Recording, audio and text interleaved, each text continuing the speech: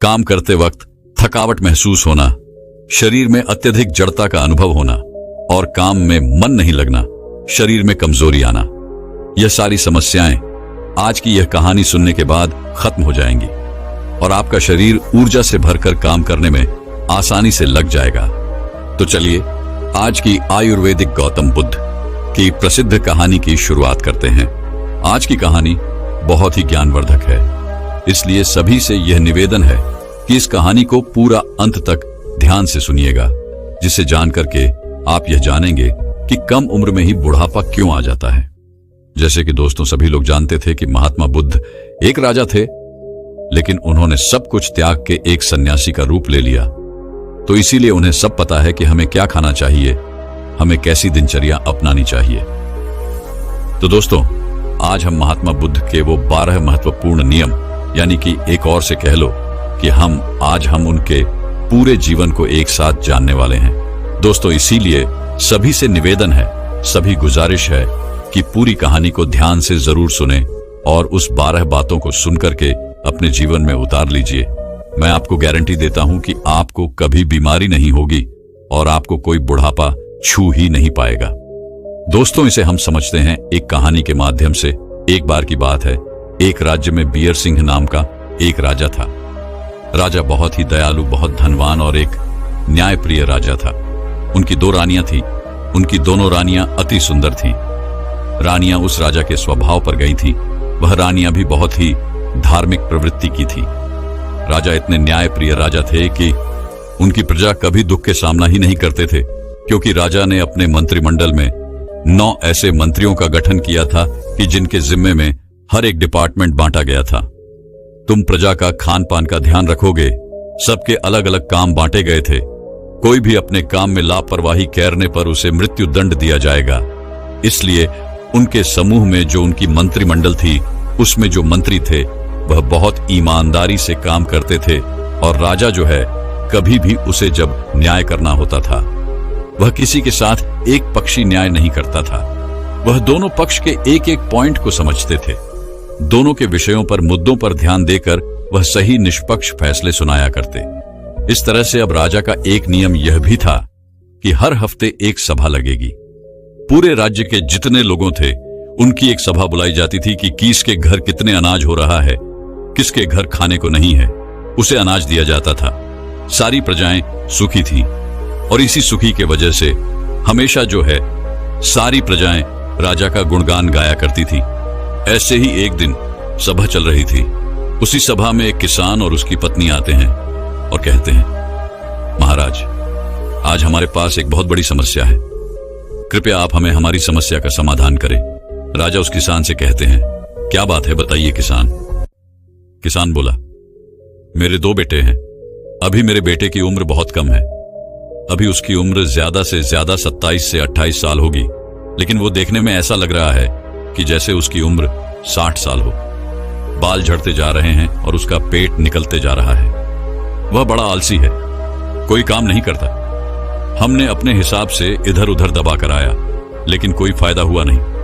महाराज कहते हैं, ठीक है, मंत्री को आदेश देते हैं। मंत्री अपने राजवेद से इस किसान के बेटे का इलाज करवाया जाए। जो भी खर्चा होगा वे राज्य कोष से दिया जाए। मंत्री ऐसा ही करते हैं। उन दोनों किसान के बेटों का इलाज राजकोष के खर्च से राजवेद करते हैं। काफी दिन इलाज चलने के बाद फिर वो किसान सभा में उपस्थित होते हैं और कहता है कि महाराज कोई आराम नहीं हुआ, मेरे बेटा वैसे की वैसे ही है। राजा कहते हैं, ठीक है, हम इस पर विचार करेंगे। इस पर विचार चल ही रहा था कि उसी गांव के 2 लोग और आते हैं। पति और पत्नी रोते हुए आते हैं और वह भी वही कहते हैं, समस्या बड़ी होती जा रही है। फिर धीरे धीरे सभा चल ही रही थी कि ऐसे ऐसे एक एक करके पूरे गांव के आधे से ज्यादा लोग आए। राजा असमंजस में पड़ गए। उन्होंने तुरंत आपातकालीन सभा बुलाई कि सारे राजवेदों को बुलाया जाए, दूर दूर से राजवेदों को बुलाया जाए और दिखाया जाए कि आखिर ऐसी क्या समस्या है जिसकी वजह से हमारे राज्य के सभी नरयुवक बूढ़े दिखने लगे हैं। इस पर पूरी खोज करें, अनुसंधान करें। राजा का यह सख्त आदेश था कि सारे मंत्रियों ने जल्द से जल्द इस पर कार्रवाई की जाए। पूरे राज्य के छानबीन करके सबके घर का पता लगाया जाए कि इसका क्या कारण है। बाहर से भी वैद्य को बुलाया गया। जितने जितने प्रसिद्ध वैद्य थे सारे वैद्य को बुलाया गया और फिर एक आपातकालीन बैठक की। उस आपातकालीन बैठक में सारे राजवेदों से विचार विमर्श किया गया। राजा बोले, सभी राजवेदों को 10 दिन का समय है। इस 10 दिन के समय में पूरे राज्य के हर एक घर घर के बीमारी का आप पता लगाइए। ऐसी कौन सी बीमारी है, क्या चीज खाने से यह हो रही है, उसका पता लगाया जाए। जो भी राजवेद इस बीमारी का सही सही सटीक पता लगा लेगा, उस राजवेद को पुरस्कार के रूप में मैं एक राज्य दे दूंगा। अब सारे राजवेद एकदम से जुट गए। अपनी पोथी पथराव किताब लेकर और घर घर जाके रात दिन एक करके पूरा 10 दिन छानबीन चलती रही। फिर 11वें दिन राजसभा लगती है। उस राजसभा में सारे राजवेद और पूरे राज्य के लोग इकट्ठा होते हैं। फिर राजा एक एक करके सारे राजवेद से पूछते हैं। सारे राजवेद अपने अपने विचार रखते हैं। महाराज, हमने तो बहुत छानबीन किया और छानबीन के हिसाब से औषधियां और उपचार भी किए, लेकिन किसी को आराम नहीं मिल रहा है। तभी उसमें एक एक राजवेद होता है जो बहुत बुजुर्ग था। उसकी उम्र लगभग 130 से 135 साल की थी और उसने कहा, हमारा जो अपना निष्कर्ष निकला, हमारा जो अपना अनुभव है, उस अनुभव से हमें यही लगता है कि यहाँ के रहन सहन, यहाँ के खाने में कुछ दिक्कत हो रही है, जिसकी वजह से ये सब हो रहा है, लेकिन हमारे पास इसका सटीक जवाब नहीं है। राजा उस बुजुर्ग राजवेद की बात को सुनकर असमंजस में पड़ जाता है। 130 साल का बुजुर्ग बता रहा है तो इसका समाधान क्या होगा?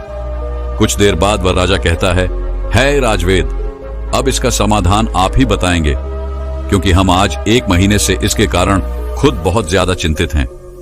हमारी प्रजा परेशान होती जा रही है और हम भी देख रहे हैं। हम भी इसी सोच में परेशान होते जा रहे हैं। मेरे भी बाल झड़ने शुरू हो गए हैं। हमारे परिवार में महारानी, राजकुमार या जो भी है, हमारी प्रजा भी इसी से परेशान है। आखिर समाधान तो बताइए। फिर वह राजवेद हाथ जोड़कर खड़े होते हैं और राजा से कहते हैं, राजा, हमें क्षमा करिए, लेकिन हमारे पास एक उपाय जरूर है। इस समस्या का सारा समाधान एक ही आदमी के पास है। अगर उस आदमी को ढूंढ के लाया जाए तो आपकी राज्य के सारी समस्या खत्म हो जाएगी, सारी बीमारियां खत्म हो जाएंगी। उनके अलावा इसका समाधान किसी के पास नहीं है। महाराज कहते हैं, राजवेद जल्दी बताइए, इस शुभ काम में देरी मत करिए। मुझे जल्दी उस महापुरुष, उस ज्ञानी का नाम बताइए। हम उन्हें अपने राज्य में आमंत्रित करेंगे। वह राजवेद कहता है, क्षमा करें महाराज, हमें उनका पता नहीं है कि वह कहां रहते हैं, लेकिन उनका किसी राज्य में उपदेश चल ही रहा होगा। कृपया आप अपने सैनिकों को सारे राज्य में भेज करके पता लगाइए कि महात्मा बुद्ध किस राज्य में है, कहां पर वह उपदेश दे रहे हैं। केवल उन्हीं के पास इस समस्या का समाधान है और दूसरा किसी के पास इसका समाधान नहीं है। राजा यह बात जैसे ही राजवेद के मुंह से अपने सुनते हैं, वैसे ही अपने 9 मंत्री थे जो सबसे काबिल मंत्री थे, उन्होंने उनको आदेश दिया कि जल्दी से जल्दी महात्मा बुद्ध का पता लगाया जाए और उन्हें आदर सम्मान के साथ अपने राज्य में लाया जाए। यह हमारा सबको आदेश है। इसके लिए जितनी भी सेना चाहिए, जितने भी गुप्तचर चाहिए, ले लीजिए और आप पता लगाइए। इस समय महात्मा गौतम बुद्ध का उपदेश किस राज्य में चल रहा है, वह जरूर आएंगे। उनको हमारा संदेश भेजिए। अगर वह नहीं आते तो आप मुझे बताइएगा, मैं खुद उनके पास चला जाऊंगा। अपनी समस्या का निवारण लेकर सारे मंत्री तुरंत चारों दिशा में फैल जाते हैं और काफी अथक प्रयास करने के बाद, काफी मेहनत करने के बाद महात्मा बुद्ध का काफी दूर राज्य में पता चलता है कि वहां वे उपदेश दे रहे हैं। मंत्री वहां जाता है और महात्मा बुद्ध को प्रणाम करता है और कहता है, भगवान, आपको हमारे राजा ने बुलाया है। हमारे राज्य में बहुत बड़ी बीमारी आ गई है, कृपया आप हमारे साथ चलने की कृपा करें। महात्मा बुद्ध इतने दयालु, हंसमुख, उनका तो बस एक ही उपदेश था कि हमारे पूरे भारतवर्ष स्वस्थ निरोग रहे, किसी के मन में छल कपट ना हो, कभी कोई दुखी ना हो, सभी लोग हंसते रहे। जैसे ही उन्होंने सुना, सैनिक के मुंह से उन्होंने कहा, क्यों नहीं तुरंत चलते हैं। और महात्मा बुद्ध उस मंत्री के साथ मंत्री के राज्य में आने के लिए तैयार होते हैं और उनके साथ जो उनके शिष्य थे वह भी आते हैं। महात्मा बुद्ध का राजा दरबार में स्वागत होता है। उन्हें सादर आमंत्रित किया जाता है, बड़ा स्वागत सम्मान किया जाता है और फिर वह राजा महात्मा बुद्ध से कहते हैं, ये हमारी प्रजा है। आप देख रहे हैं, इतनी विशाल प्रजा है। बड़ी ही हंसमुख प्रजा थी, बड़ी ही सुखी प्रजा थी। लेकिन आज इनके ऊपर बहुत भारी विपत्ति आ गई। जब इनके ऊपर विपत्ति आ गई है तो मान लो हमारे ऊपर भी विपत्ति आ गई है। यह प्रजा नहीं है, ये हमारे परिवार के सदस्य हैं। कृपया आप ही इन सब की समस्याओं का समाधान करें। महात्मा बुद्ध राजा की पहले ही प्रशंसा सुन चुके थे। राजा के सोच और विचार से महात्मा बुद्ध प्रभावित होकर महात्मा बुद्ध मुस्कुराते हैं और राजा से कहते हैं, क्यों नहीं, ये तो कुछ नहीं है, सब ठीक हो जाएगा। यह समस्या सब लोग अपने आप पाले हैं। ऐसी बातें सुनकर राजा मुस्कुराता है। इतनी बड़ी समस्या है और महात्मा बुद्ध कह रहे हैं कोई समस्या नहीं है। तब राजा कहते हैं, ठीक है गुरुवर, जैसे भी हो आप हमारी प्रजा को ठीक कर दे। महात्मा बुद्ध के सामने एक चेला खड़ा था। महात्मा बुद्ध उस चेले की तरफ इशारा करता है।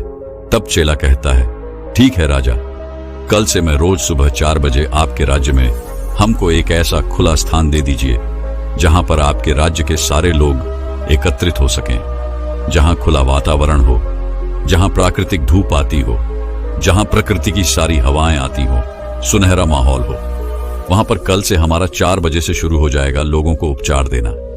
लेकिन उससे पहले आप अपने राज्य में एक आदेश लागू कर दीजिए कि सब उस स्थान पर, आपका पूरा राज्य और आप खुद उस स्थान पर सभी लोग उपस्थित रहना। सभी लोग को वहां से कल से ही उपदेश देना शुरू हो जाएगा और यह उपदेश 12 दिन तक चलेगा। 12 दिन एक एक करके उपदेश दिया जाएगा और 12वें दिन आपकी जो प्रजा है वह प्रजा स्वस्थ हो जाएगी। राजा शिष्य के मुंह से यह बात सुनकर बड़े खुश होते हैं। सिर्फ 12 दिन में राजा कहते हैं, ठीक है, जो वह खर्चा आएगा वो सारे हमारे राज्य कोष से दिया जाएगा। फिर वह शिष्य कहता है, कोई खर्चा नहीं आएगा महाराज, आप निश्चित रहिए। आप सिर्फ और सिर्फ अपने प्रजा में यह सख्त आदेश करवा दीजिए कि जो 4 बजे यहां उठकर नहीं आएगा उससे दंड दिया जाएगा। राजा ने यह आदेश लागू कर दिया और कहा, कल सुबह सबको वहां आना है। राजा ने एक बहुत बढ़िया सा स्थान निर्धारित किया और कहा कि कल पूरी प्रजा उसी स्थान पर आएगी। हम भी आएंगे और वहां पर महात्मा बुद्ध के विचार को सुनेंगे और जैसे महात्मा बुद्ध कहेंगे हम उसके पालन करेंगे और हमारे सारे गुप्तचर सबके घरों पर निगरानी रखेंगे। जो भी उपदेश का पालन नहीं करेगा उसे सभा में दंडित किया जाएगा। ये सारी बातें घोषित करने के बाद पूरी प्रजा महाराज को प्रणाम करती है और कहते हैं, ठीक है महाराज, हम सभी लोग वहां पर उपस्थित होंगे। महात्मा बुद्ध को सभी लोग प्रणाम करके वहां से चले जाते हैं। उस दिन की सभा वहीं पर स्थगित होती है। फिर अगले दिन कल से महात्मा बुद्ध के प्रवचन शुरू होने वाला था। उसमें वह उपदेश देने वाले थे। कल पहला उपदेश था तो वहां पर सबको 4 बजे आना था। महात्मा बुद्ध वहां पर 4 बजे पहुंच जाते हैं और उस राज्य के सारे लोग 4 बजे पहुंच जाते हैं। फिर वहां पर महात्मा बुद्ध पहला उपदेश बताते हैं। वह पूरी राज्य को संबोधित करते हैं और अपने शिष्यों को इशारा करते हैं कि लोगों को बताओ। उनका शिष्य खड़ा होता है अपने स्थान से और कहता है, कल से पूरे राज्य के लोग 4 बजे उठेंगे। सुबह 4 बजे। 4 बजे जो होता है वह ब्रह्म मुहूर्त होता है, इसलिए 4 बजे सबको उठना है। सब उठने के बाद 2 से 3 ग्लास गुनगुना पानी करना है और सबको बैठ आलथी पालथी मारकर बैठना है। जो गुनगुना पानी है वह मिट्टी के बर्तन में पीना है। इसका जो अनुसरण नहीं करेगा वह आराम नहीं पाएगा। महात्मा बुद्ध का यह पहला उपदेश था। इस पहले उपदेश का पालन अवश्य करना और उसके बाद कल दूसरा उपदेश दिया जाएगा। कल इस उपदेश का सब पालन करके आएंगे। सभा वहीं समाप्त होती है। फिर अगले दिन सभी लोग समय से उपस्थित होकर वहां आ जाते हैं। सब लोगों से फिर महात्मा बुद्ध के शिष्य पूछता है, क्या हुआ, कितने लोग पालन किए? सब लोगों ने हाथ उठाया और सभी ने कहा कि हमने इसका पालन किया और आज हमें बहुत आराम मिला। हमारा पेट एकदम सही से साफ हुआ, शरीर एकदम हल्का फुल्का लग रहा है, एकदम हम स्वस्थ लग रहे हैं। फिर महात्मा बुद्ध शिष्य से कहते हैं, अब दूसरा उपदेश सबको टहलने चलना है। यानी कि आज के जमाने में कहे तो सबको मॉर्निंग वॉक करना है। अपने अपने उम्र के हिसाब से सबको चलना है। और चलना कितना है? 2 से 3 किलोमीटर। सबको 2 से 3 किलोमीटर चलना है। उसमें जो बच्चे हैं, नौजवान हैं, वो दौड़ेंगे और जो सामान्य लोग हैं, जो 40 से 50 की उम्र के हैं, वह तेज चलेंगे। और चाल जो होगी 1 सेकंड में 1 कदम और 1 मिनट में 60 कदम तेज चलना है। और जो दौड़ सके वो दौड़ेंगे, बहुत तेज नहीं दौड़ना है। सब अपने क्षमता के अनुसार 2 से 3 किलोमीटर ज्यादा होगा, पर कम नहीं। इसी हिसाब से सुबह चलना है, मॉर्निंग वॉक करना है। यह दूसरे दिन का उपदेश था। अगले दिन फिर से सभा की शुरुआत होती है। फिर से लोग सभा में आते हैं। तो सबसे पहले बुद्ध किसी से पूछते हैं कि 2 दिन का नियम सबने पालन किया। सब लोग हाँ में हाथ उठाते हैं। फिर से पूछते हैं, आज कैसा आप लोगों को लग रहा है? सब लोग कहते हैं, बहुत अच्छा लग रहा है। ऐसे लग रहा है कि हमको कोई बीमारी ही नहीं। फिर शिष्य कहते हैं, अब सब लोग खड़े हो और योगा प्राणायाम अपने हिसाब से करें। योगा प्राणायाम में 2 योगा प्राणायाम जरूर शामिल होगा, एक कपालभाति, दूसरा अनुलोम विलोम। सारे शिष्यों ने कपालभाति और अनुलोम विलोम की विधि सभी को बता दिया। अनुलोम विलोम कैसे की जाती है, कपालभाति कैसे की जाती है, सूर्य प्राणायाम कैसे किया जाता है। सभी लोग कम से कम आधा घंटा से लेकर 45 मिनट तक डेली इसे करना है, ये बताकर इस दिन की भी सभा समाप्त होती है। अगले दिन फिर सवाल शुरू होती है और उस सभा में सारे लोग उपस्थित होते हैं। सारे लोग उपस्थित होने के बाद सबसे दिनचर्या पूछी जाती है, किसने कितना अनुसरण किया। सबने कहा, अब तो हमको ऐसे लग रहा है कि अब हमको कोई बीमारी ही नहीं है। हमें किसी से खुद को जगाना नहीं पड़ता। मेरी 4 बजे अपने आप आखिर खुल जाती है। यह सुनकर महाराज बड़े खुश हुए। इतना बड़ा चमत्कार, बिना कोई पैसे की हमारी प्रजा ठीक हो रही है। महाराज तुरंत खुश होकर फिर महात्मा बुद्ध को प्रणाम करते हैं और बुद्ध से कहते हैं कि आप हमारे ही राज्य में रहिएगा, जाइएगा नहीं। भगवान महात्मा बुद्ध मुस्कुराते हैं, क्योंकि उनका तो काम ही है हमेशा हंसते रहना, क्योंकि वह चिंता नहीं करते। फिर वह कहते हैं, अब सबका योगा प्राणायाम सब कुछ हो जाने के बाद अब सब लोगों को अगला काम जो करना है वह है 300 ग्राम सेब खाना है। इससे और ज्यादा खा सकते हैं, लेकिन कम नहीं सेब खाना। इसका कि सब लोग जो भी अपना अपना काम है वह काम करने लग जाना। उस दिन का भी ज्ञान समाप्त हुआ। सभा विसर्जित हुई। फिर अगले दिन सभी लोग आते हैं। फिर सबसे पूछा जाता है, किसको कितना आराम हुआ। सभी लोग कहते हैं कि हम तो पूर्ण रूप से एकदम ठीक हो गए। फिर वे शिष्य यह कहता है, नहीं, अभी तो आधी बाकी है, अभी तो आधा नियम और करना है। जब आप पूरे नियम का अनुसरण कर लोगे तो आपको कोई बीमारी नहीं आएगी। बुढ़ापा तो छूमंतर हो जाएगी, बुढ़ापा पास नहीं आएगा। मर्दाना ताकत बरकरार रहेगी। हमारे महात्मा बुद्ध की तरह सभी के चेहरे पर चमक बनी रहेगी। फिर कहते हैं कि अगला उपदेश क्या है। अब सब लोग सेब खाए हैं। सेब मान लीजिए सब ने खा लिया है 7 से 8 बजे तक। उसके 2 से ढाई घंटे बाद सबको अपने फुल डाइट लेनी है। सबको फुल खाना खाना है। खाने में क्या क्या खाना है? सबको रोटी खाना है, मल्टीग्रेन रोटी, मिक्स रोटी। वह कहता है उसमें गेहूं नहीं होगा, गेहूं अच्छा चीज नहीं है। सावा, जो बाजरा, रागी, मके और एक चना, इन 5 चीजों को सबको रोटी बनाना है और सबकी थाल में इसकी रोटी होगी। एक कटोरी दाल होगी और उसमें देसी घी गाय का डाला हुआ, और 1 कटोरी मिक्स सब्जी या साग होगा। सीजन के हिसाब से जो सीजन वाली सब्जी होती है वही खाना है। बिना सीजन वाली सब्जी नहीं खानी है। बिना सीजन वाली सब्जी बचाकर रखी हुई होती है, वह नुकसान पहुंचाती है। ये सारी चीजें खाने के बाद उसके आधे घंटे के बाद उसमें 1 कटोरी 200 ग्राम सबको दही खाना है। ग्राम्स दही में गुड़ डाल के जाना। जब आपका खाना खाने के आधे घंटे के बाद दही में गुड़ डाल के खाओगे तो आपका खाना आसानी से पच जाएगा, क्योंकि दही में लैक्टोबैसिल एसिड पाया जाता है जो हमारे खाने को पचाता है, हमारे लिवर को मजबूत बनाता है। इतना जो खाएगा उसकी सारी बीमारियां खत्म हो जाएंगी। अब यह आज का उपदेश हो गया। कल सब इसको अनुसरण करके आना। तब सब लोग खुशी खुशी अपने घर जाते हैं। जैसे वह प्रदेश में बताया गया सब लोग उसका पालन करते हैं। सब फिर अगले दिन वही आते हैं। सारे लोग सभा में उपस्थित होते हैं। सबसे पूछा जाता है किसको कितना आराम है। सारे लोग कहते हैं, अहो भगवान, हमको तो कुछ बीमारी ही नहीं है, हम तो पूर्ण रूप से ठीक हो गए। हमको तो लगता ही नहीं कि हम कभी बीमार हुए थे महाराज, और खुश हो गए। राजा कहते हैं, वाह, ये तो खाने से ही सब लोग ठीक हो गए। खाने से सबकी बीमारियां ठीक हो गई। धीरे धीरे ऐसे देखने में लग रहा है कि सबका मोटापा भी अपने आप चले जाएगा। तब वह शिष्य कहता है, रुकिए, अभी तो और कुछ बाकी है। आगे की ओर सुनिए। शिष्य सबसे पहले यह बताता है कि आप लोग यह भी ध्यान रखना, खाना और पानी दोनों एक साथ नहीं करना है।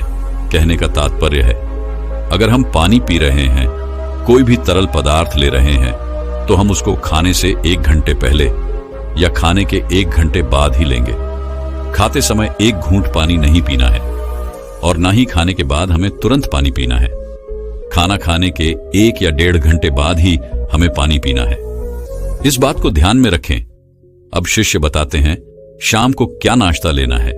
जैसे सब लोग 10 से 11 बजे खाना खा लिया, अब सबको भूख लग जाएगी, तो 4 बजे 5 बजे क्या लेना है? 4 से 5 बजे सबको 1 प्लेट सलाद लेना है और सलाद सबके वजन के हिसाब से होगा। अगर किसी का 50 किलो वजन है तो उसका 5% यानी 250 ग्राम, अगर किसी का 60 किलो है तो 300 ग्राम, किसी का 70 किलो वजन है तो 350 ग्राम, किसी का 80 किलो वजन है तो 400 ग्राम सलाद लेना है। उस सलाद में क्या क्या होगा? सलाद में होगा गाजर, चुकंदर, मूली, टमाटर और उसमें 1 टुकड़ा होगा अदरक का। 3 से 4 लहसुन की कलियां होंगी और उसको स्वाद के लिए आपको छिड़कना है तो उसमें आप काला नमक डाल सकते हैं और भुना हुआ जीरा भी डाल सकते हैं। सलाद लेने के पहले कुछ खाना पीना नहीं है, जैसे पहले ही बता दिया है। इसका अनुसरण करें और अगले दिन आए। अब उस दिन की सभा समाप्त होती है। सब लोग अपने घर जाते हैं और जैसे तैसे वह नियम बताए गए थे, सब लोग उनका पालन करते हैं। फिर जब वह अगले दिन सभा में आता है तो उनसे पूछा जाता है, आप लोगों को कैसे लग रहा है? आपका शरीर कैसे लग रहा है? सब लोगों के चेहरे पर मुस्कान और सबका चेहरा जैसे एक तेज की तरह चमक रहा था। ऐसे लग रहा था कि मानो इनकी ढलती उम्र थम सी गई है, इतना एहसास हो रहा था। राजा भी बड़े खुश होते हैं। प्रजा ने खुशी खुशी से सब उत्तर दे दिए। फिर वह राजा महात्मा बुद्ध के चरणों में जाकर प्रणाम करते हैं। वह कहते हैं, धन्य है भगवान, आपने तो सबको खाने से ठीक कर दिया। तो बुद्ध कहते हैं, महाराज रुकिए, अभी तो सारे उपदेश बाकी है। अभी जब मैं पूरा उपदेश बता दूंगा तो हमारे भगवान की तरह कोई बीमारी नहीं होगा, कभी किसी को बुढ़ापा ही नहीं आएगा। राजा कहते हैं, जल्दी बताइए गुरुवर, जल्दी बताइए, हमसे सारी चीजें सुनने की बड़ी इच्छा है। मन में भी मैं अपने आप को ऐसा महसूस कर रहा हूं कि जैसे मुझे कोई बीमारी नहीं है। मैं अभी 16 साल का हूं। शिष्य बताते हैं, अब रात को क्या करना है? सबका खाना जो रात का है, सूर्य डूबने से पहले सब लोग खाना खा लेना है, क्योंकि जब सूर्य ढलने लगता है, हमारे पेट पर जब सूर्य की रोशनी पड़ती है, हमारा जो जठराग्नि है, हमारा अग्नाश है, वह ज्यादा काम नहीं करता है। जब धीरे धीरे सूर्य की रोशनी झड़ने लगती है, कम होने लगता है, तो जठराग्नि काम करना बंद कर देती है। इसीलिए ऋषि मुनि लोग सूर्य डूबने से 1 घंटे पहले खाना खा लेते थे। तो इसके 2 फायदे हैं। जब आप सूर्य डूबने के पहले खाना खा लेंगे तो आपका सारा खाना पच जाएगा, और जब आप सोने जाएंगे तो 3 से 4 घंटे में आपका खाना पूर्ण रूप से अच्छी तरह से पच जाएगा। इसका फायदा क्या होता है? नींद बढ़िया आएगी। अगर आप लेट खाना खाते हैं, अपने जीवन को बिगाड़ लेते हैं, तो उसमें क्या होता है? आपको जल्दी नींद नहीं आएगी, आपके पेट में अच्छे से खाना डाइजेस्ट नहीं होगी, बचेगा नहीं। इससे आपको गैस, एसिडिटी बनेगी। इसलिए आपको सूर्योदय से 1 घंटे पहले रात की खाना खा लेना है। और खाने में क्या क्या लेना है? वही मल्टीग्रेन रोटी और साग की सब्जी सीजन के हिसाब से बस 2 चीजें हैं। और खाना कितना खाना है? नाम मात्र, यानी कि हल्का खाना खाना है, जिससे लगे कि आपने खाना नहीं खाया है। फिर उसके 1 घंटे के बाद आपको 1 गिलास दूध पीना है। उसमें 3 ग्राम हल्दी डाल देना है। हल्दी शुद्ध घी की होनी चाहिए, बाजार की नहीं। दूध उबालकर ठंडा हो जाए, फिर आपको पीना है। हल्दी वाला दूध आपकी सारी बीमारियों को नष्ट कर देगा। यह इतना शक्तिशाली होता है। सब इसका पालन करेंगे और उसको फॉलो करने के बाद दूध पीने के तुरंत बाद सोने नहीं चला जाना है। दूध पी के 1-2 घंटे के बाद सोने चला जाना है, और आपको रात्रि के 10 बजे तक में सोने चला जाना है। जब आप 10 बजे सो जाएंगे, आपको गहरी नींद आएगी, आपके सारे खाने डाइजेस्ट हो जाएंगे। जब आपको अच्छी नींद आएगी तो 4 बजे सुबह अपने आप आपकी आंखें खुल जाएंगी। आपको कोई टेंशन नहीं रहेगा, कोई बीमारी नहीं लगेगी। आखिरी में शिष्य कहता है, ध्यान से सुनिएगा, सबको वर्तमान में जीना है, सबको बच्चे की जिंदगी जीना है। जैसे जो छोटे बच्चे होता है, उन्हें कोई टेंशन नहीं होता है। मेरे मम्मी का पड़ोसी से झगड़ा हो रहा है, पर पड़ोसी का पापा से झगड़ा हो रहा है। उसे कोई मतलब नहीं मेरे घर में खाना है या नहीं है। उस छोटे बच्चे को जो खाना मिल जाता है वह उसे खाकर अपने आप खेलता रहता है, सिर्फ उसका पेट भरा रहे। अगर उसका पेट भरा हुआ है उसे कोई मतलब नहीं। इसीलिए आप सभी अपना वर्तमान में जिए, भूत भविष्य का चिंता मत करिए। आज हमारे साथ जो है उसमें खुश रहिए। भविष्य में क्या होगा, भूत में क्या बीत गया, उसकी चिंता मत करिए। जब आप वर्तमान में जिएंगे तो कोई टेंशन नहीं होगा, तनाव नहीं होगा और बीमारी नहीं होगी। जो लोग इन नियमों का पालन करेंगे, और एक बात, कभी कोई बाहर की चीज मत खाना। जो खाना अपने घर में शुद्ध बना करके खाना, क्योंकि बाहर की चीजों में बहुत मिलावट होती है। ये आज का पूरा उपदेश है। इसी उपदेश को जो पालन करेगा वह कभी बूढ़ा नहीं होगा, उसे कभी बीमारी नहीं होगी। ये नियम सब पालन करेंगे। फिर 1 महीने बाद यहीं पर एक सभा लगेगी, सब इसी सभा में उपस्थित होंगे। समय बीत गया।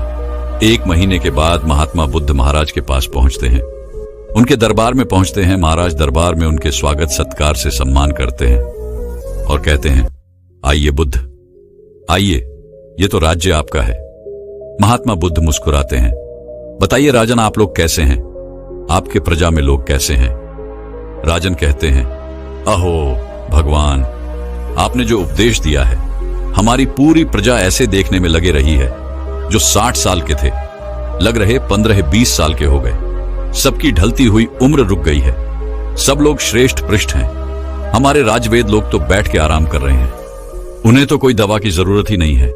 सब लोग अपने आप तंदुरुस्त हैं। हमारी प्रजा बड़ी खुश है। बुद्ध बोले, मैं यही चाहता हूं कि कल हम आपके प्रजा के दर्शन करें। राजा बोले, मैं कल सभी को सभा में बुलाता हूं, कल के लिए आप कृपया करके रुक जाइए। और राजा अपनी पूरी प्रजा को एकत्रित करता है। उनकी सारी प्रजा महाराज और भगवान बुद्ध को प्रणाम करती है। महात्मा बुद्ध मुस्कुराते हैं और कहते हैं, आयुष्मान भव। सब लोग खुश होते हैं, पूरी प्रजा खुश होते हैं। इस उपदेश को जीवन भर पालन करने का सब लोग वहीं पर प्रण लेते हैं। और राजा कहते हैं, आपने जो यह उपदेश दिया है, मैं इसे अन्य लोगों तक भी पहुंचाऊंगा, ज्यादा से लोगों तक पहुंचाऊंगा। राजा और प्रजा के मुख से यह बातें सुनकर भगवान बुद्ध बेहद खुश होते हैं और फिर महात्मा बुद्ध वहां से चले जाते हैं। तो दर्शकों, चलिए अब नींद के नियम कैसे होने चाहिए, हमें किस प्रकार किस आसन में सोना चाहिए जिससे हमारे शरीर की सारी बीमारियां खत्म हो सकती हैं, इस विषय पर अगली गौतम बुद्ध की प्रसिद्ध कहानी की शुरुआत करते हैं। इस कहानी को सुनने के बाद आप जान पाएंगे कि नींद क्या है, नींद के समय को कम और नींद को गहरा कैसे किया जा सकता है। और इस कहानी के अंत में आपको एक अच्छी और गहरी नींद के लिए कुछ छोटे छोटे यौगिक उपाय भी बताए जाएंगे। तो आइए शुरू करते हैं एक कहानी के माध्यम से। एक बार एक अमीर इंसान एक बौद्ध भिक्षु के पास जाता है और कहता है, मुनिवर, मैं अपनी नींद से बहुत परेशान हूं। बहुत कोशिश करने के बाद भी मैं देर रात तक सो नहीं पाता और रात में सोने से पहले मेरे मन में दुनिया भर के विचार चलते रहते हैं। और जब मुझे नींद भी आ जाती है तो मैं पूरी रात करवटें बदलता रहता हूं और जब सुबह नींद खुलती है तो मुझे कुछ अच्छा महसूस नहीं होता। मैं खुद को थका हुआ हूं और अशांत महसूस करता हूं। कृपया आप मेरी इस समस्या का कुछ समाधान बताएं। बौद्ध भिक्षुओं ने कहा, इससे पहले मैं तुम्हारी समस्या का समाधान बताऊं, मैं तुम्हें गौतम बुद्ध की गहरी नींद के रास्ते के विषय में एक छोटी सी कहानी सुनना चाहता हूं। उस इंसान ने कहा, जैसी आपकी इच्छा मुनिवर। बौद्ध भिक्षु ने कहना शुरू किया, जब तथागत गौतम बुद्ध सोते थे तो वह पूरी रात एक ही अवस्था में रहा करते थे। वह कभी करवटें भी नहीं बदला करते थे। वो जिस अवस्था में रात्रि को सोते, सुबह तक उसी अवस्था में रहते। गौतम बुद्ध का एक शिष्य था आनंद, जो कि अक्सर उनके पास ही सोया करता था। आनंद को यह बात बहुत परेशान करता था कि आखिर गौतम बुद्ध एक ही शारीरिक अवस्था में पूरी रात कैसे गुजार सकते हैं। जब कभी भी रात में आनंद की आंखें खुलती तो वो हमेशा गौतम बुद्ध को एक ही अवस्था में सोते हुए पाता। यह बात उसके मन में बहुत से प्रश्न पैदा करती थी।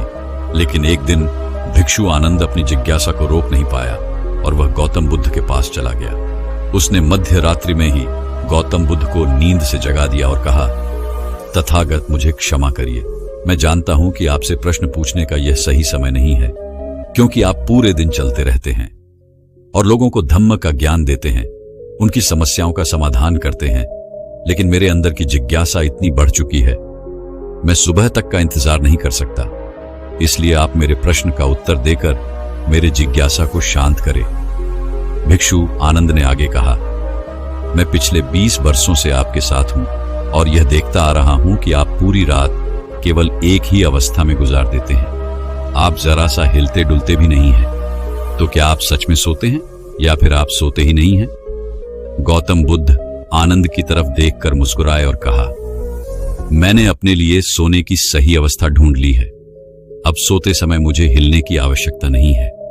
मैं नींद की अवस्था में भी जागृति रहता हूं, जबकि मेरा शरीर सो जाता है, लेकिन मैं जागृत रहता हूं। प्रश्न ये नहीं है कि नींद की अवस्था में शरीर हिलता है कि नहीं। शरीर क्यों ऐसी अवस्था में रह नहीं पाता? असली कारण तो मन है। असली कारण तो यह मन ही है जो कि शांत और स्थिर नहीं रह पाता। और यही कारण है कि नींद की अवस्था में भी हम अपने शरीर को हिलाते रहते हैं। लेकिन मैं इन सब चीजों से परे आ चुका हूं। अब मेरे अंदर मन जैसा कुछ बचा ही नहीं। जब मैं सोने जाता हूं तो मेरा शरीर बस एक मृत शरीर की भांति हो जाता है। मन जैसा कुछ बचता ही नहीं है। आनंद, क्या तुमने कभी किसी मृत शरीर को अपनी अवस्था बदलते हुए देखा है? यह तो केवल हमारा मन ही है, जो कि हमारी गहरी नींद की अवस्था में भी यह सब काम करवाता है। एक बार मन स्थिर हो जाए, मन शांत हो जाए, तब तुम्हारा शरीर गहरी नींद में चला जाएगा, लेकिन तुम भीतर से जागृत होंगे। भीतर से तुम सब कुछ अनुभव कर पाओगे। सोने के बाद भी तुम्हारी जागरूकता एक छोटे से जलते हुए दीपक की तरह लगातार प्रचलित रहेगी। कहानी खत्म करने के बाद बौद्ध भिक्षु ने उस अमीर इंसान से कहा, एक जागृत इंसान न कि केवल अपने शरीर को पूरी जागरूकता के साथ देखेगा, बल्कि वह अपने मन को भी पूरी जागरूकता के साथ देखता रहता है। एक जागृत आदमी सामान्य आदमी की तरह नहीं सोती। जब सामान्य आदमी सोता है तो वह अचेतन हो जाता है। उसे अपने आसपास का भी पता नहीं होता, इसीलिए तो वह अपने सपनों का भी चुनाव नहीं कर पाता। लेकिन जब एक बुद्धिमान व्यक्ति सोता है तो वह जागरूक होता है। जैसे सुबह आंखें खुली होती हैं, वैसे ही बुद्धिमान व्यक्ति के नींद में भी होती है। इसीलिए ऐसा कहा जाता है कि वह व्यक्ति कभी सोती नहीं है। जब एक आम इंसान सोने जाता है तो उसे नहीं पता चलता कि वो कब सो जाता है। लेकिन यदि तुम जागने और सोने के बीच के उस छोटे से पल में, जब हम सोने के एकदम करीब होते हैं, जागृत रह पाए तो कुछ अद्भुत घटित होगा जो तुम्हें जागरूकता की ओर करीब लाता जाएगा। यह सुन उस इंसान ने कहा, गुरुवर, पर मुझे इतनी गहरी आध्यात्मिक की बातें समझ नहीं आती। कृपया आप मुझे आसान शब्दों में समझाएं ताकि मुझे आसानी से गहरी नींद आ जाए। बौद्ध भिक्षु ने कहा, देर रात तक जागने और आसानी से गहरी नींद ना आने के 5 प्रमुख कारण है। पहला कारण है बिस्तर पर सोने के अलावा भी अन्य काम करना। जैसे कि बहुत से लोगों की आदत होती है कि वो बिस्तर पर ही खाना खा लेते हैं, बिस्तर पर ही पढ़ाई करने बैठ जाते हैं, और ऐसे ही बहुत से कामों वो अपने सोने के कक्ष में ही करते हैं। सोने का कक्ष का अर्थ ही होता है सोने की जगह, लेकिन लोग इसे अन्य कामों के लिए भी प्रयोग करते हैं, जिससे हमारे मस्तिष्क में सोने के कक्ष का एक निश्चित अर्थ नहीं रह जाता। इसीलिए फिर जब हम बिस्तर में सोने जाते हैं तो हमारा मन पूर्ण रूप से इस बात को स्वीकार नहीं कर पाता कि अब हमें सोना है, क्योंकि आपने उसी जगह पर अन्य कामों को करने की आदत डाल दी है। दोस्तों, अगर आज के समय के अनुसार बात करें तो हम फोन भी बिस्तर पर लेटकर ही चलाते हैं, ऑफिस का काम भी बिस्तर पर ही करते हैं। चाहे मूवी देखना हो, खाना खाना हो, वीडियो गेम खेलना हो या गप्पे मारना हो, आजकल लोग अपना अधिकतर समय बिस्तर पर यूं ही लेटे लेटे गुजार देते हैं, जिसकी वजह से हमारे मन में बिस्तर अब सिर्फ एक सोने की जगह नहीं रही। और यह एक बड़ा कारण है कि जब हम बिस्तर में सोने जाते हैं हमें घंटों तक नींद नहीं आती। बौद्ध भिक्षु ने आगे कहा, बौद्ध आसनों में एक भिक्षु सुबह सोकर उठते ही अपने बिस्तर का त्याग कर देता है और फिर वो दोबारा रात में सोने के वक्त ही बिस्तर पर वापस जाता है, जिससे उसके मस्तिष्क को पता है कि बिस्तर में आने का अर्थ है गहरी निद्रा में जाना। गहरी और आरामदायक नींद न आने का दूसरा कारण है सोने के एक निश्चित समय का निर्धारित न होना। बौद्ध भिक्षु ने कहा, अगर तुम सुबह जल्दी और पूरी नींद लेकर उठना चाहते हो तो तुम्हें रात को जल्दी और एक निश्चित समय पर सोने की आदत डालनी होगी।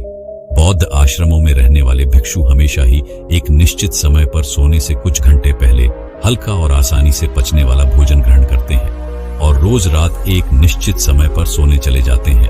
तो इस तरीके से वो एक निश्चित दिनचर्या का पालन करते हैं। दोस्तों, अगर हम अपनी आज की लाइफस्टाइल की बात करें तो अधिकतर लोगों का ना तो सोने का समय फिक्स है और ना ही उठने का, और ना ही वो इस बात का ध्यान रखते कि रात का खाना हल्का और जरूरत से थोड़ा कम होना चाहिए, बल्कि उनका तो मेन खाना ही रात को होता है। वीकेंड के दिन वह देर रात तक जागते हैं क्योंकि अगले दिन कोई काम नहीं है। अगर रात में मूवी देखनी शुरू कर दी तो चाहे कितनी ही रात हो जाए, मूवी पूरी करने के बाद ही सोने जाएंगे। समय और जीवन में कोई सामंजस्य और नियंत्रण ही नहीं है। और फिर यही वो लोग हैं जो अगले दिन अधूरी नींद के साथ उठते हैं और पूरे दिन अशांत और थका हुआ महसूस करते हैं। यौगिक संस्कृति में नींद को एक चमत्कारी दुनिया कहा जाता है। अगर आप नींद को समझ गए तो आप नींद में अपने अंदर बहुत कुछ बना भी सकते हैं, और अगर नहीं समझे तो बिगाड़ भी सकते हैं। बौद्ध भिक्षु ने आगे कहा, गहरी नींद ना आने और सुबह उठने पर अच्छा महसूस न करने का। तीसरा कारण है सोने से पहले नकारात्मक विचारों के बारे में सोचना। आप जैसे विचारों के बारे में सोचते ही सोते हैं, सुबह आंख खुलते ही आपके मन में सर्वप्रथम वैसे ही विचार आते हैं। इसलिए जब आप नकारात्मक विचारों के साथ सोते हैं तो सुबह आप उन्हीं के साथ उठते भी हैं।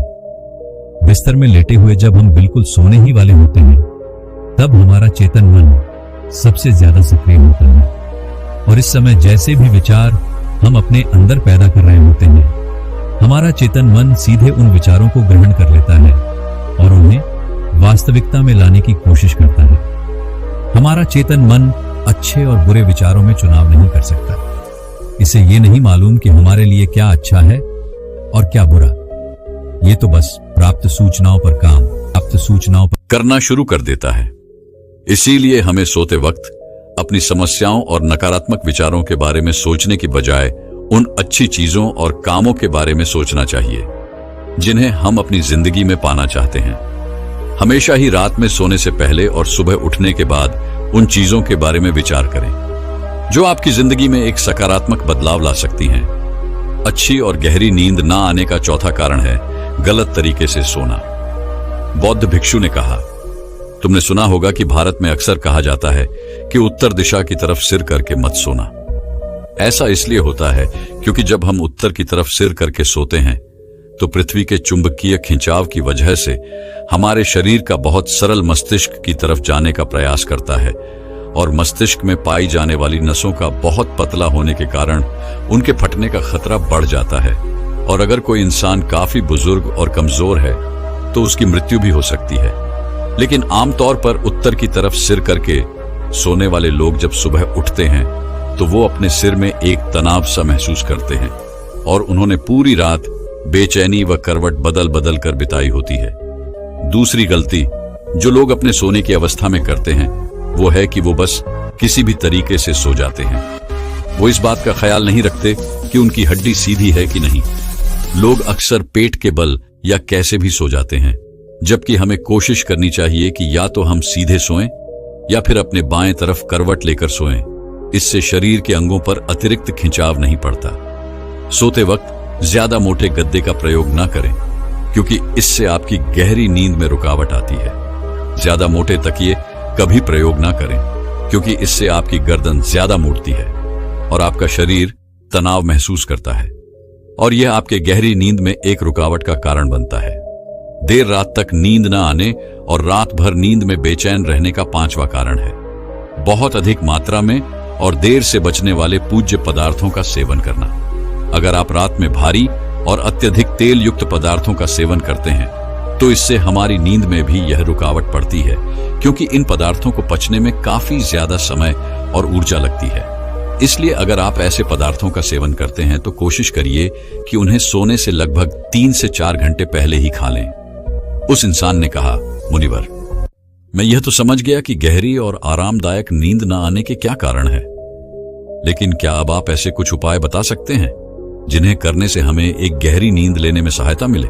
बौद्ध भिक्षु ने कहा, मैं तुम्हें कुछ ऐसी क्रियाएं बता रहा हूं जिन्हें तुम सोने से पहले या उठने के बाद कर सकते हो, जिससे तुम्हारी नींद तो गहरी होगी ही, साथ ही तुम्हारे जीवन में एक सकारात्मक बदलाव भी आएगा।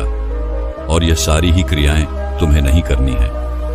इसमें से जो भी 2-3 क्रियाएं हैं तुम्हारे लिए उपयुक्त बैठे हुए तुम कर सकते हो। सबसे पहले कोशिश करो कि सोने से पहले हल्के गुनगुने पानी से स्नान कर लूं।